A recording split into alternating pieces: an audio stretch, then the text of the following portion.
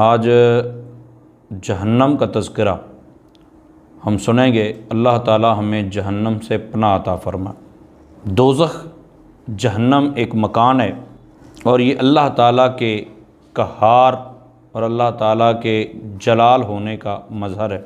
जिस तरह उसकी रहमत की कोई इंतहा नहीं है, उसकी नेमतों की कोई इंतहा नहीं है कि इंसानी ख़यालात और तसव्वुरात वहाँ तक पहुँच ही नहीं सकते, इसी तरह उसके अज़ाब का भी कोई शुमार नहीं है, कि गज़ब की भी कोई हद नहीं है। हर वो तकलीफ़, हर वो अज़ियत जिसको आप सोच सकते हैं, वो उस अज़ाब का अदना से अदना हिस्सा हो सकता है। कुरान पाक में जो उसकी सख्तियाँ बयान हुई मुख्तलिफ़ जगह पे, उनमें से चंद आपके सामने रखी जाएंगी। अल्लाह ताला ने बेशुमार जगहों पर इरशाद फरमाया, जहन्नम से बचो, जहन्नम की आग से बचो, उसका ईंधन पत्थर हैं और इंसान हैं। नबी पाक सल्लल्लाहु ताला अलैहि वसल्लम जहन्नम से पनाह मांगा करते थे। जहन्नम के शरारे, जिस तरह आप कोई आग जलाते हैं तो फुलझड़ियाँ जिसको बोलते हैं, उसके ये शरारे ऊंचे ऊंचे महलों के बराबर उड़ेंगे। गोया जर्द ऊँटों की कतार के पे हम आते रहेंगे। जिस तरह जर्द ऊँटों की कतार आती है, इस तरह वो कतार दर कतार आते रहेंगे।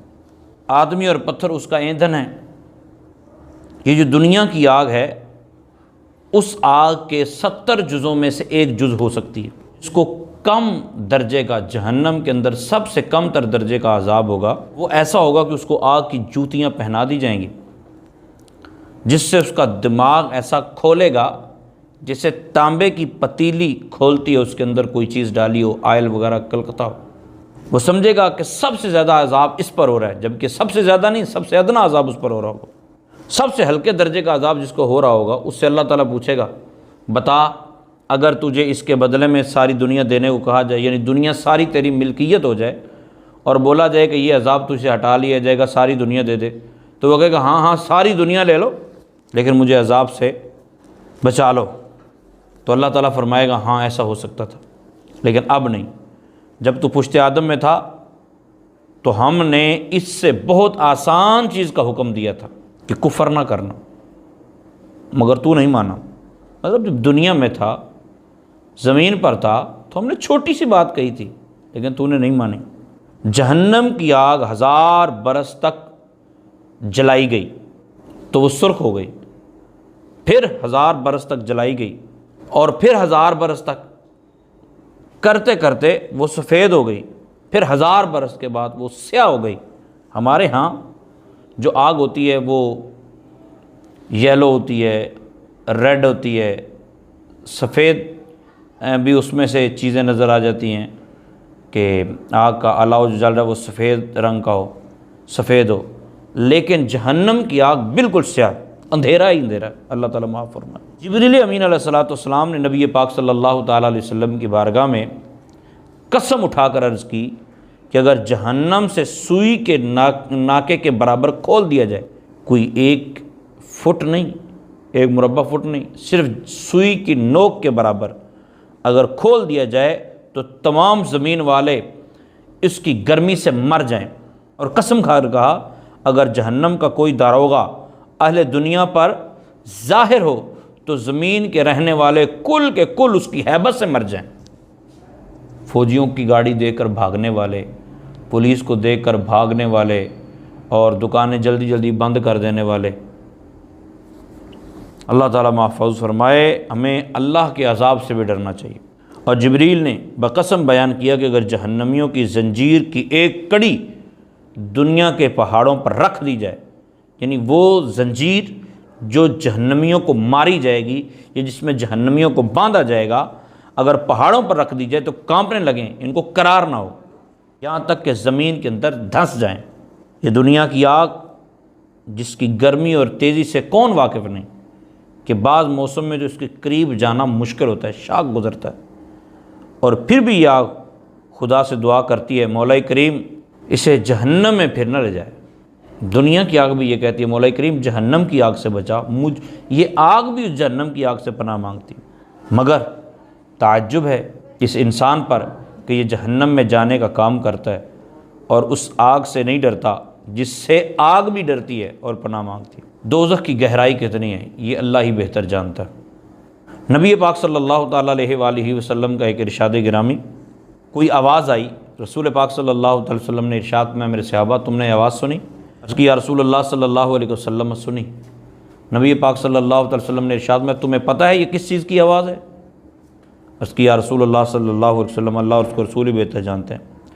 नबी पाक सल्लल्लाहु ताला अलैहि वसल्लम ने इरशाद फरमाया, तिरमिज़ी शरीफ की रिवायत है कि अगर वो रिवायत मैं बाद में पूरी करता हूँ, पहले ये सुन लीजिए कि तिरमिज़ी शरीफ की रिवायत है कि अगर इस इंसान के सर के बराबर कोई गोला, कोई शीशे का गोला अगर आसमान से फेंका जाए तो ज़मीन पर, शाम को फेंका जाए तो सुबह तक वो ज़मीन पर पहुँच जाएगा, रात ख़त्म होने से पहले पहले ज़मीन पर पहुँच जाएगा। हालांकि आसमान से ज़मीन 500 साल की राह है, फिर भी पहुँच जाएगा। मतलब उसको जिस तरह कशिश होती है ज़मीन की, उस तरह फेंका जाए और वो चलना शुरू कर दे उसी स्पीड से, तो वो सुबह तक पहुंच जाएगा। और रसूल पाक सल्लल्लाहु अलैहि वसल्लम ने इरशाद में 70,000 साल पहले जहन्नम के अंदर एक पत्थर फेंका गया था, आज वो उसकी गहराई में जाकर लगा। और बाद रिवायतों के मुताबिक जहन्नम की गहराई 70,000 साल, इससे भी ज़्यादा। और एक रिवायत में यह आता है कि 70 साल तक भी, यानी गोला आसमान से फेंका जाए तो ज़मीन तक ये 500 साल की राह है, लेकिन गोला शाम से एक रात में पहुंच जाएगा। और वो पत्थर जहन्नम के अंदर फेंका गया तो 70,000 साल लग गए उसको पहुँचते पहुँचते। कितने 500 साल दरमियान में गुजरे होंगे। अल्लाह तो अपने महबूब पाक अलैहिस्सलातु वस्सलाम के तवस्सुत से हमें जहन्नम से पनाह अता फरमा। अपने महबूब पाक अलैहिस्सलातु वस्सलाम की मोहब्बत में हमें अपने महबूब के कदमों में जन्नतुल फिरदौस में जगह अता फरमा। फिर जहन्नम के अंदर मुख्तलिफ़ तबक़ात, मुख्तलिफ़ वादियाँ हैं और कुएँ हैं। बाद वादियाँ ऐसी हैं, जहन्नम में भी ऐसी वादियाँ मौजूद हैं कि ख़ुद जहन्नम भी हर रोज़ 70 मरतबा या इससे ज़्यादा उनसे पनाह मांगता है। ख़ुद जहन्नम भी, ख़ुद उस मकान की हालत है, अगर उसमें और कुछ अजाब ना होता तो क्या यही कम था? ये कम था कोई क्या कि कुफ़ार को सरजनश के लिए और तरह तरह के अजाब उसके अंदर मुहैया किए। लोहे के ऐसे भारी गुर्ज़ों से फरिश्ते मारेंगे कि अगर कोई गुर्ज़ ज़मीन पर रख दिया जाए तो तमाम जिन्नो इंस जमा होकर उसको उठा नहीं सकते, ऐसे गुर्ज़ मारे जाएंगे। पुख्ती ऊँट की गर्दन के बराबर बिच्छू, और अल्लाह जाने किस कदर बड़े सांप कि अगर एक मरतबा काट लें तो उसकी सोजश, दर्द और बेचैनी 1000 साल तक बाकी रहे। वो एक मरतबा डस के छोड़ नहीं देंगे, बार बार डसते रहे। तेल की जली हुई तिलछट की मिसल सख्त खोलता पानी पीने को दिया जाएगा कि मुंह के करीब होते ही उसकी इतनी जलन होगी कि ये ऊपर वाला होंठ पेशानी पर और नीचे वाला होंठ लटक के यहाँ सीने पे चिपक जाएगा। अमान वल हफीज़। ये सारे अजाब कुफ़ार को भी होंगे और कोई मुसलमान भी वहाँ हो। जहन्नमियों के बदन से जो पीप बहेगी, जब जहन्नमी प्यास प्यास की रट लगाएंगे तो दूसरे जहन्नमियों की खून और पीप जो होगी वो इनको पीने के लिए दे दी जाएगी। खारदार थूहड़ खाने को दिया जाएगा और वो ऐसा होगा कि अगर उसका एक कतरा दुनिया में आए तो उसकी सोजश व बदबू तमाम अहले दुनिया की मईशत को बर्बाद कर दे। वो गले में जाकर फंदा डालेगा, वो थोड़ा खाया नहीं जाएगा। और उसके उतारने के लिए पानी मांगेंगे, उनको वो खोलता पानी दिया जाएगा कि मुंह के करीब आते ही मुंह की सारी खाल गाल सड़कर उसमें गिर पड़ेगी और पेट में जाते ही आंतड़ों को टुकड़े टुकड़े कर देगा और वो शोरबे की तरह बहकर कदमों की तरफ निकलेंगी आंतड़ियाँ। प्यास इस बला की होगी कि उस पानी पर ऐसे गिरेंगे, ऐसे गिरेंगे, ऐसे गिरेंगे, ऐसे गिरेंगे कि वो पानी पिएंगे। ऐसा नहीं है कि गर्म है तो मैं नहीं पीता। शदीद प्यास के मारे हुए ऊंट जिस तरह बुलबुलाते हुए पानी पर टूट पड़ते हैं, ऐसे ऐसे पानी पर टूट पड़ेंगे ये लोग। फिर कुफ़ार अपनी जान से आजिज़ आकर बाहम मशवरा करके हज़रत मालिक अलैहिस्सलातु वस्सलाम दरोगा जहन्नम को पुकारेंगे, क्या मालिक तू अपने रब से कह वो हमारा किस्सा तमाम कर दे, हमें मौत दे दे। और दरोगा जहन्नम हज़रत मालिक अलैहिस्सलातु वस्सलाम 1000 साल तक जवाब ही नहीं देंगे। 1000 बरस के बाद, 1000 साल के बाद फरमाएंगे क्या कहते हो? उससे कहो जिसकी नाफरमानी की है। फिर 1000 साल तक अल्लाह ताला के रहमत भरे नामों के साथ अल्लाह ताला को याद करेंगे। फिर अल्लाह ताला 1000 साल तक जवाब नहीं देगा। उसके बाद फरमाएगा, तो ये फरमाएगा, क्या फरमाएगा? दूर हो जाओ, निकल जाओ, दफ़ा हो जाओ, जहन्नम में पड़े रहो, मुझसे बात ना करो। उस वक़्त कुफ़ार हर किस्म की खैर से नाउम्मीद हो जाएंगे और गधे की आवाज़ की तरह चिल्ला कर रोएंगे। इब्तिदान आंसू निकलेगा, जब आंसू ख़त्म हो जाएंगे तो खून रोएंगे, आंखों से खून निकलेगा। रोते रोते गालों में खंदकों की मिसल गड़े पड़ जाएंगे। रोने का खून और पीप इस कदर होगा कि अगर उसमें कश्तियाँ डाली जाए तो चलने लगे। जहन्नमियों की शक्लें ऐसी करी होंगी कि अगर दुनिया में कोई जहन्नमी उस सूरत पर लाया जाए तो तमाम लोग उसकी बदसूरती और बदबू की वजह से मर जाएं, और जिस्म उनका ऐसा बड़ा कर दिया जाएगा कि एक शाने से दूसरे शाने तक तेज़ सवार 3 दिन तक चलता रहा। इतने बड़े जिस्म कर दिए जाएँ तकलीफ़ देने के लिए, जलील और रसवा करने के लिए। एक एक दाढ़, इंसान की दाढ़ ओहद पहाड़ के बराबर होगी। खाल की मोटाई 42 गज तक हो जाएगी। खाल की मोटाई 42 गज की होगी। ज़बान 1 कोस 2 कोस तक मुंह से बाहर घसीटती होगी। लोग उसको रोनते होंगे। गोया 4000 गज तक लंबी ज़ुबान या 8000 गज तक लंबी ज़ुबान होगी, और फिर उसको लोग रोनते होंगे, उसके ऊपर से लोग गुजरते होंगे। बैठने की जगह इतनी होगी जैसे मक्का से मदीना तक, और वो जहन्नम में मुंह सकोड़े होंगे कि ऊपर का होंठ सिमट कर बीच सर को पहुँचेगा और नीचे का लटक कर नाफ को लगेगा। इन मज़ामीन से ये मालूम होता है कि कुफ़ार की शक्ल जहन्नम में इंसानी शक्ल ना होगी, कि ये शक्ल जो अल्लाह ताला ने हमें दुनिया में अता की है ये अहसन तकवीम है, और ये अल्लाह ताला को महबूब है कि ये शक्ल उसके महबूब के चेहरे के मुशाबे है, उनकी शक्ल के मुशाबे है। बल्कि जहन्नमियों का वो हुलिया होगा जो ऊपर मज़कूर हुआ है, जो ऊपर हमने बयान कर दिया। फिर आखिर में कुफ़ार के लिए ये होगा कि उस काफिर के कद के बराबर आग के संदूक में उसे बंद करेंगे, फिर उसमें आग भड़काएंगे और आग का ताला लगाया जाएगा। फिर ये संदूक आग के दूसरे संदूक में रखा जाएगा और उन दोनों के दरमियान आग जलाई जाएगी, उसमें भी आग का ताला लगाया जाएगा। फिर इसी तरह उसको एक और संदूक में रख कर और आग का कुफल लगाकर फिर उसके अंदर दोनों के दरमियान आग भड़का दी जाएगी। अब ये काफिर समझेगा कि इसके सिवा अब कोई आग में नहीं है, हर काफिर ये समझे। और ये अजाब पर अजाब है कि बंदा सोचे कि सिर्फ मैं ही जहन्नम में रह गया हूँ, बाकी सब निकल गए।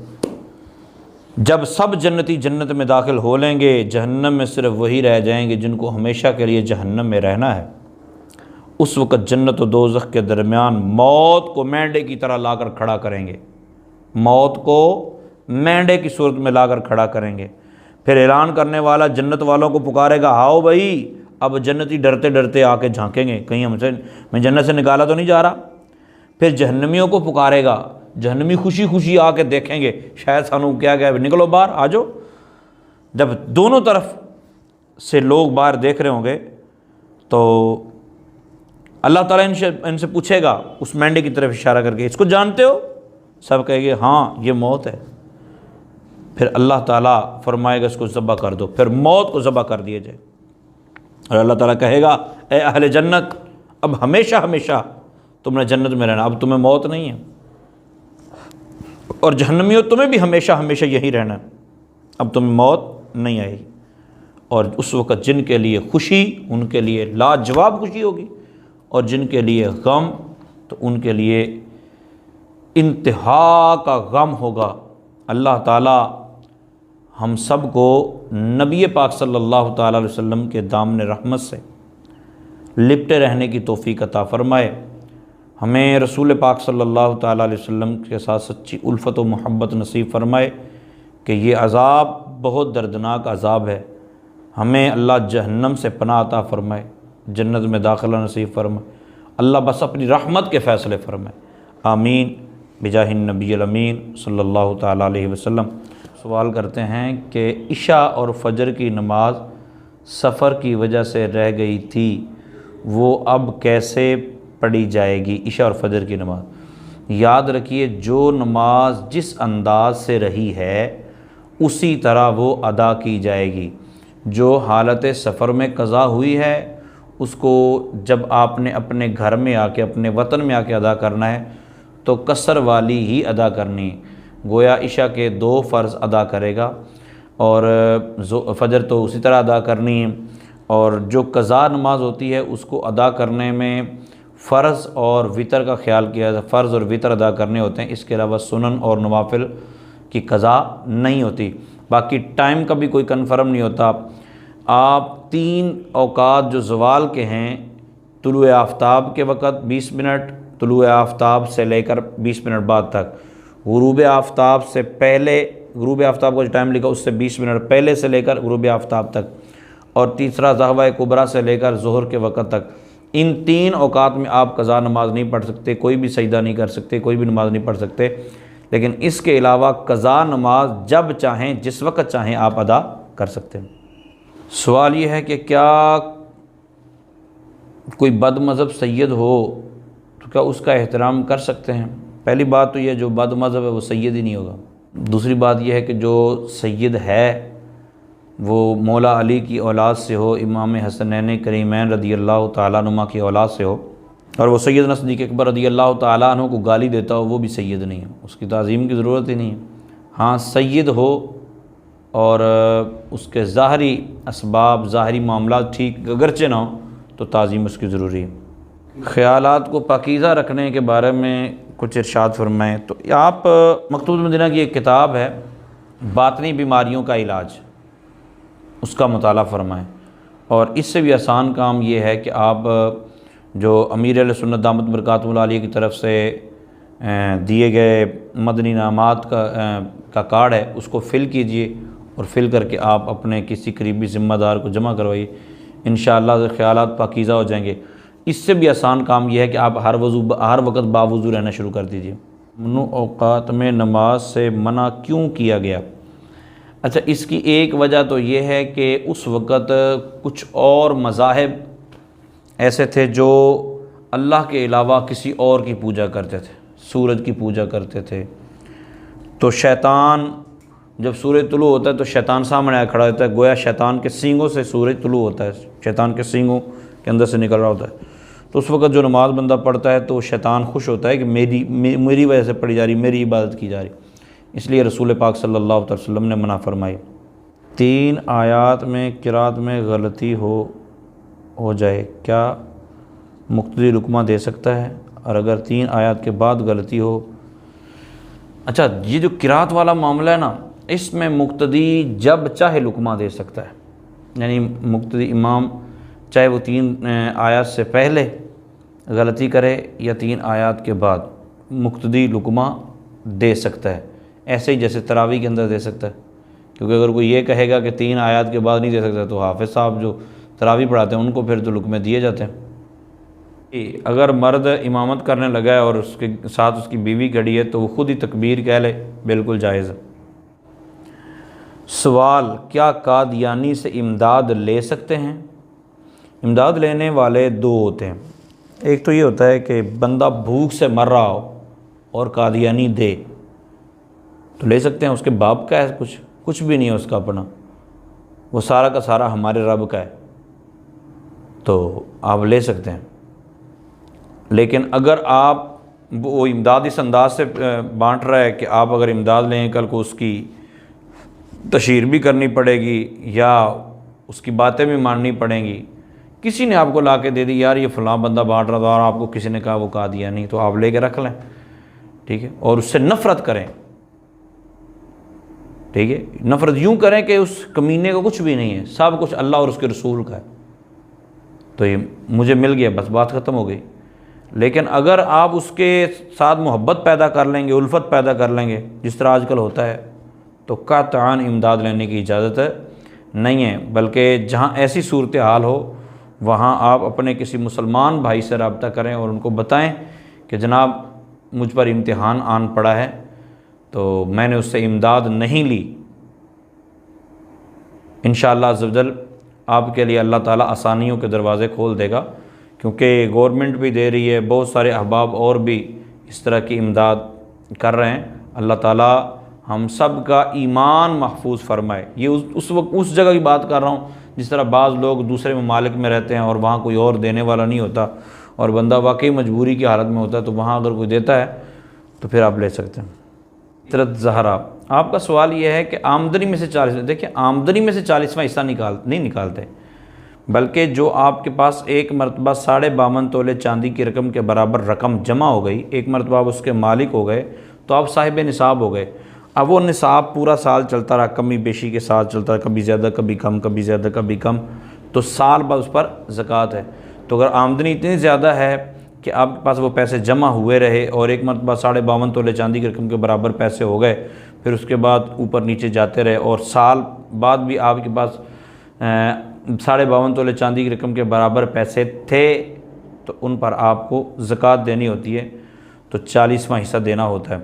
अदरवाइज़ अगर तनख्वाह आई और लग गई, आई और लग गई, आई और लग गई, तो उस पर ज़कात नहीं होती। उन किन को दे सकते हैं, इस हवाले से ये है कि कुरान पाक ने मुख्तलिफ़ सूरतें बयान फरमाई। जो बेहतरीन हैं वो ये हैं कि शरीफ फ़कीर को दिया जाए, ये मिस्कीन को दिया जाए। शरीफ फ़कीर वो होता है जिसके पास ज़रूरियात ज़िंदगी के अलावा 52.5 तोले चांदी की रकम के बराबर ना तो पैसे हों, ना सोना हो, ना चांदी हो, ना घर ज़रूरियात ज़िंदगी के अलावा कोई चीज़ हो, ठीक है, वो होता है शरीफ फ़कीर। बाकी मिस्कीन जिसके पास कुछ भी ना हो। राहील रियाज मुस्तफ़ा साहब, औरत मसा करते हुए क्या एहतियात करे क्योंकि उनके बाल मर्द की निस्बत ज़्यादा घने होते हैं? अच्छा देखें, मसे के अंदर ये ज़रूरी नहीं होता कि बालों के नीचे पानी पहुँचे। औरत हो या मर्द, बाल घने हों या कम, जिल्द तक पानी पहुँचाना ज़रूरी नहीं होता। आपने मसा सर का करना होता है, तो बालों के ऊपर से हाथ गुजारना होता है, तो बस बालों के ऊपर से हाथ गुजर जाए, चाहे बाल घने हैं चाहे थोड़े हैं, दोनों सूरतों में मसा दुरुस्त है। नमाज की 4 रकतें थी, 4 रकती नमाज पढ़ रहे थे। अगर 4 रकती नमाज शुरू की, मतलब सुन्नत मुअक्कदा हों या फ़र्ज़ हों या वितर हों, इन तीनों नमाज़ों में सुन्नत मुअक्कदा, वितर या फ़र्ज़, ठीक है, या फ़र्ज़ मतलब 4 रकती, वितर 3 होते हैं और सुन्नत मुअक्कदा 4 रकती। तो ऐसी नमाज़ों के कादा उला में अगर आपने अत्तहियात पढ़ ली, अब्दु व रसूलु पढ़ के खड़े नहीं हुए, बल्कि दुरूद पाक के शुरू कर दिया, तो आप पर सजदा साहब वाजिब हो जाएगा। उसकी वजह यह है कि आपको अब्दु व रसूलु तक पढ़ के फ़ौरन खड़ा होना वाजिब था और आपने वाजिब में ताख़ीर की, लिहाजा सजदा साहब वाजिब हो जाएगा।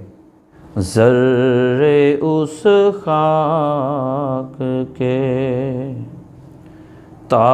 ताबिंदा सितारे होंगे, बूए गुलमोम को छुपाए हुए लेती है मज़े।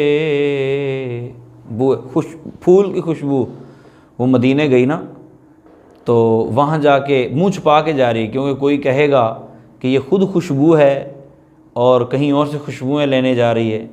बूए गुलमोम को छुपाए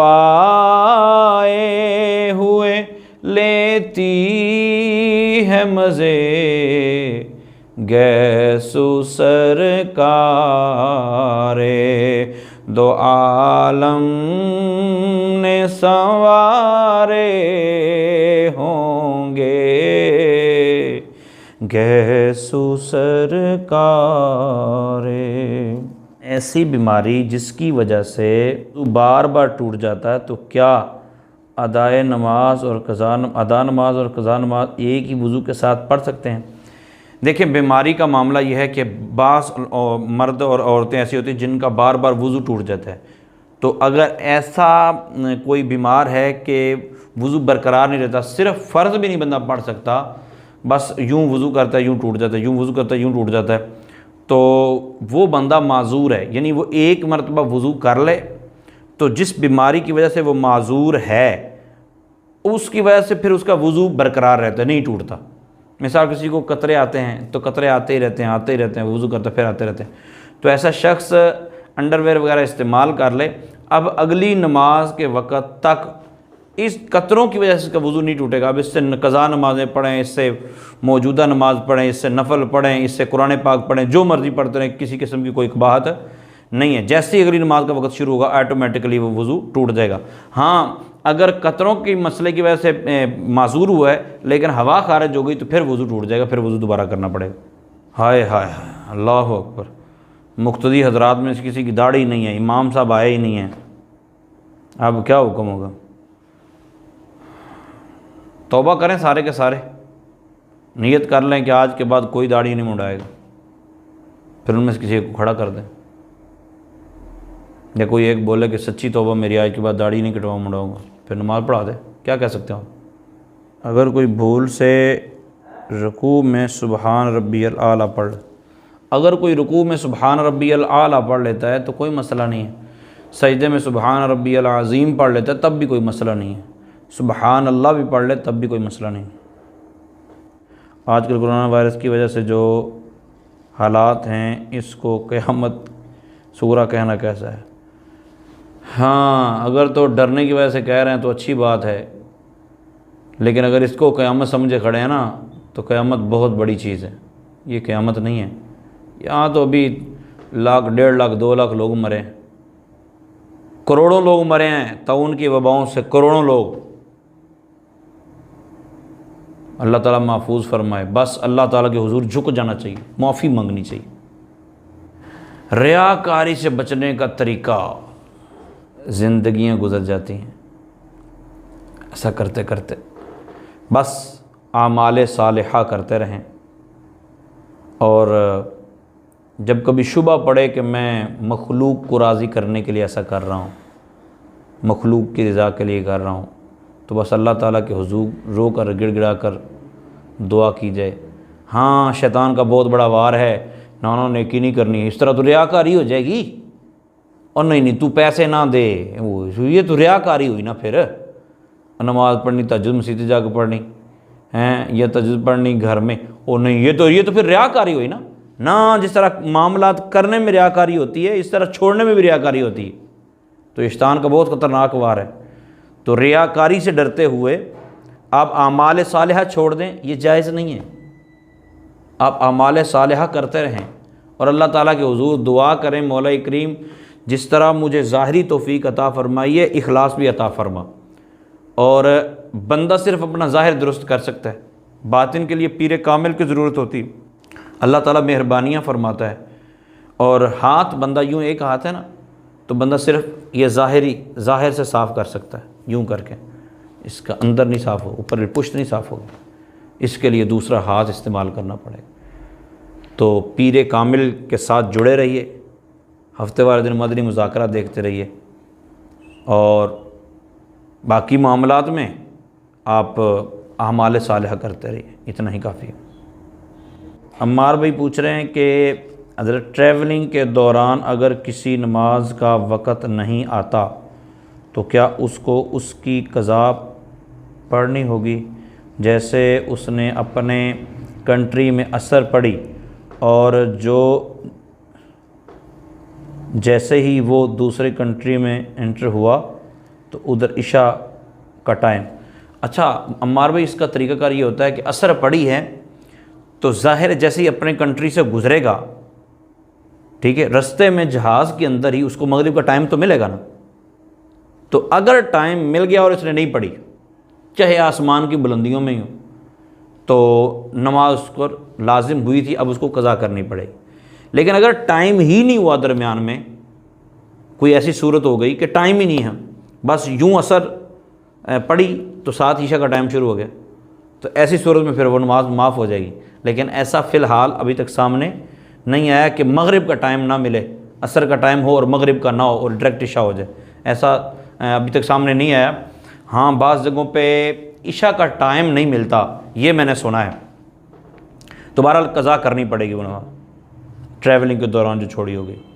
अच्छा, जिसके अंदर ताकत व तवानाई हासिल हो जिस्म को, ठीक है, इम्यून सिस्टम बढ़ाने के लिए या सेहत तंदुरुस्ती के लिए, या आने वाले वक़्त में जिहादी मामलात में उसकी ज़रूरत पड़ सकती है, अफवाज पाकिस्तान के साथ हम ताउन के लिए, तायद के लिए कोई इस तरह की ज़रूरत पड़ सकती है, तो वो गेम्स दुरुस्त हैं। यानी बंदा अपने आप को फ़िट रखने के लिए जो करता है, लेकिन इसके अंदर ये ख्याल है कि वो उसमें बेपर्दगी वगैरह ना हो या बाकी दीगर मामलात ख़राबी वाले ना हो, तो वो गेम खेल सकते हैं।